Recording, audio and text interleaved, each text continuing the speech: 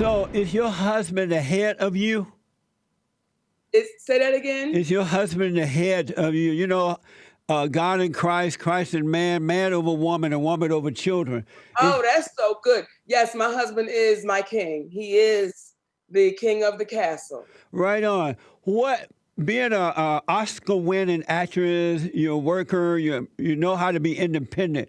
What is it like to have a man that's the head of you? You can look up to and admire. You know, Jesse, that's a great question because it's an honor. Yeah. And it took me a minute to get there because I was that independent, empowered Black woman that couldn't nobody tell me nothing. So it took me a minute to understand that I did have a king and that I had to understand the order of the relationship. Yeah. So I'm grateful that he was patient enough and I was loved me through. I was going to ask you about that. How did he deal with that when you were on the ego trip before you were able to let the ego go and follow the order of God? Well, we've been best friends since 10th grade, since we were Nice. 14 years old. So we were best friends before we were anything. And he's the one person that can have a conversation with me that most cannot because he's been knowing me since I was a little girl. Yes. So he was able to talk to his friend. And that's how I was able to let go of that ego because he was dealing with his friend. Right on. And he was saying things to me that it was taking me to my knees, Jesse. Okay? It was taking me down to my knees, Jesse. I was like, don't tell me the truth about myself like that. Now my ego can't stand that. But I'm so That's right. grateful for it because it helped me to grow. It helped me to love, so I'm grateful for those moments. This is one of the primary problems with black men and women today, that order is broken. When I was growing up, black men and women did not mind. They loved living that order of God in Christ, Christ in man, man over woman, woman over children. Women love being women, men love being men, and they did what they're supposed to do. And then that order broke and everything went to hell in a handbasket. And I firmly believe, without a doubt, if men were to come back to their natural state of being and bring that woman out of that ego hell, we could have an amazing black community again. Well, I think that it goes both ways. And I'll say for me, right? I grew up in both my parents. My parents were married for over 50 years. Yes. But I watched my parents be in prison with one another. Yep. Though they were together, the picture looked good, Yeah. but behind the doors, I watched these people be in prison to one another. And so a lot of us, Jesse, we don't know order. A lot of Right. us don't even understand what that is to get our community back to it. And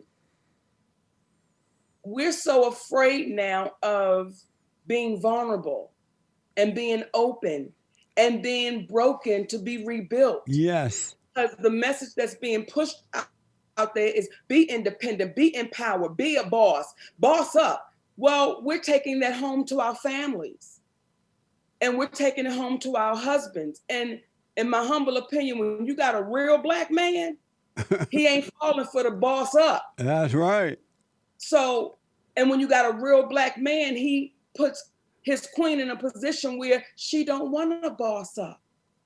I love feeling protected. I love feeling that with that man, everything is okay. Yes. So it goes both ways. And a lot of us in our community, we haven't been taught how to love. We haven't been taught how it should be in a relationship. We've not been taught those fundamental principles and values. So we got to go back to just the basics. When women look down on you for loving your husband and obeying him and being right with him, how do you deal with that when they look down on you for that? I don't waver. And I got big shoulders for a reason. I'm okay if they look. It's like they can look however they want to look, but I'm looking in his eyes and he's looking in mine. Right on. And what I'm saying to those sisters is, sisters, it works. I know what we've been sold and I know what we've been told. Yep. And I know the images that we see. However, it really works when you allow somebody to love and you learn how to love back. It really works. So for those sisters, I don't take it personal. I understand it. What is it about Monique that you would like to overcome? When you get to know yourself, and we all have things that we have to overcome, what is it about you that you would love to overcome?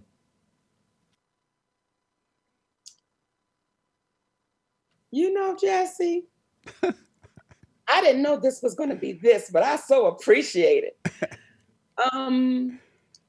You know, I grew up in a very toxic environment. And it could be very easy for me to be a junkie to what's toxic. That's what I grew up in. Yeah. So I've gotten a lot better, but there are times I can take my mind to a toxic place and there's nothing going on. There's nothing wrong. There's nothing, but that fix comes into play and I need that fix. And what's making me better is when my sons will say to me, "Mommy, you good?" And I'm like, they can see it. So that's the one thing that I really would love to overcome when I can totally shut that door. Yeah. Mm-hmm. Amazing. Have you gone and forgiven your mother for the way she treated you and turning you away from your father, and forgiving your father for not protecting you from her? Well, I want to make sure the story is correct. My mother didn't turn me away from my father. Who turned you away? From my father? Yes. No one turned me away from my father. Do you have anger? You know, Jesse, I don't have anger. I have empathy. And what is that? I watched two people be in a situation that really didn't want to be in that situation. And they happened to have children along the way. And I watched them not be a good matriarch or patriarch. Yeah. I watched them let their family go. And to say, have I forgiven them? You can't forgive when forgiveness hasn't been asked for. And why not? Because God said that before you enter into the kingdom of heaven, you must forgive. Because the people who traumatize us, and it starts with the parents, they cannot help themselves as we cannot help ourselves. So when you go and forgive them for their lack of patience and love and everything, God will forgive you. And then you can come out of your imagination. Well, you know, for me, I had to accept my parents as human beings. Right. And as people. And though they are my parents, but they're human beings. And what I had to come to understand, if they were not my parents, they wouldn't be the type of human beings that I would be around, that I would be in a relationship with. They just happen to be my parents. Yes. So when we talk about forgiveness, well, we've never had that conversation of closure. I'm not angry with my parents because both of them are now gone on to the next journey. I'm not angry with my parents, but to say, do I forgive my parents? Well, who am I to forgive them? Who am I to say, I now forgive you? I don't give myself that kind of power nor credit. So I've had to deal with who my parents were, right? Yeah. And I have to fight to make sure I'm never that to my children. So when you put your order in line, and I appreciate your order, nothing comes before my husband. Yeah. I want to be clear. Well, when I say forgiveness, God say that, see, when our parents fail us, we become angry at them. And anger is the same as hatred, resentment, judgment. And so when we are angry at someone, we are playing God by judging them. But when we go and apologize, we realize, we get to know ourselves, we realize just as we can help ourselves, they cannot help themselves. So we go and say, I'm sorry for resenting you for the way you were. I realize you could not help yourself. And that's when God will forgive us. We're not supposed to ask for forgiveness, but we will apologize for resenting them, playing God with them. Now, I've been there. I have apologized for that resentment. And that's why I said I empathize with these people, because once I understood, Monique, they just people. Yes. They're just people. So I now had to get to a place where I empathize with a woman who couldn't appreciate all of the gems she brought into the world. I empathize with a woman who couldn't appreciate from her seed, those seeds had seeds. I empathize with a man who couldn't appreciate his family and his village. So I'm not angry with my parents, nor do I hold resentment. I empathize with those human beings that they never could accept or appreciate the joy that life had in store for them. So they both left this earth not in very happy places. Yeah. Let me say that. Do you have perfect peace now? Yeah. Let me say this. I'm going to say yeah, because there was a time, Jesse, when I would go to that toxic place, it was hard for me to come back. Yeah. Oh, baby, I was good at it, Jesse. I want to be mad Monday, Sunday, Tuesday, Wednesday.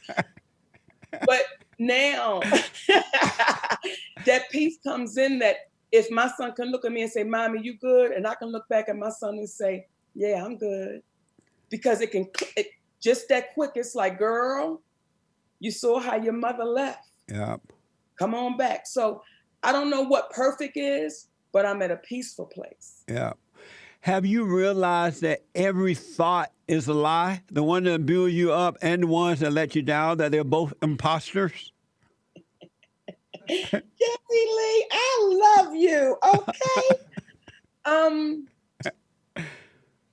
Have every thought that I've had is a lie? No, every thought that human beings have, period. There's no such thing as a true thought, that every thought is a lie. We are not the creator of thoughts. They're not from God. They're not from you. They're straight out of hell. And that's why we have to observe them like we're watching a movie. Wait a minute, Jesse, now. Wait a minute now, Jesse. Oh, my thoughts ain't from hell now, Jesse. I ain't going to let you tell me that now. All thoughts are from no such thing as a true thought. Well, let me say this. Do you create thoughts?